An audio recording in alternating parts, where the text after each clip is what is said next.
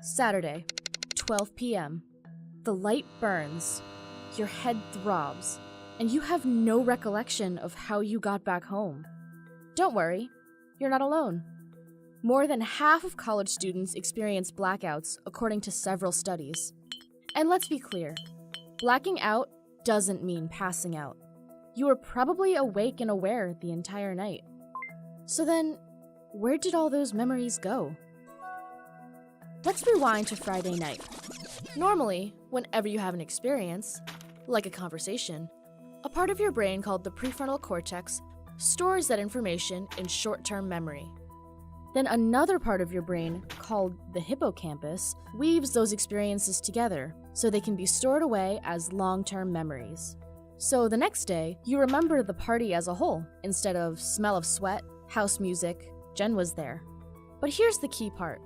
Storing these episodes in long-term memory requires special neurotransmitters. But your liquor shots prevent the neurotransmitters from working properly. So, instead of remembering the party, all you have is an incomplete or even empty file. And the amount of alcohol in your system at the time influences how much you remember. Let's say you're a 73-kilogram adult man, and you've done 8 shots in 1 hour. Your blood alcohol content is probably around 0.2% by this point, more than twice the legal limit for driving a car. And your brain may still be able to store some memories, so you end up with islands of memories separated by missing sections. That's called a fragmentary blackout, aka a grayout or brownout. But if you keep pounding those shots, it gets worse. Within the next half hour, you pound back another 4 shots. Now your blood alcohol content hits around 0.3%, and your hippocampus goes dark, and full amnesia sets in. This is called an en-bloc blackout. And once you wake up, that entire night could be blank. Push your BAC much higher than that, and you might die.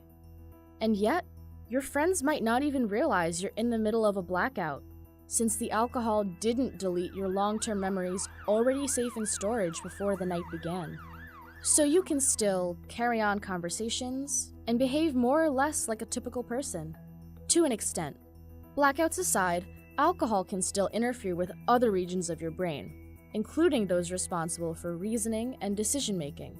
So during blackouts, people have crashed cars, gotten into fights, and committed or been the victims of sexual assault. They might just not remember it.